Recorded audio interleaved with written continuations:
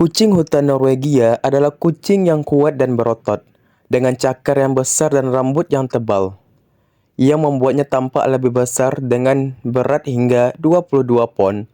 Kucing domestik besar ini sebenarnya dikembangkan akibat pengaruh dari legenda yang tersebar di Norwegia.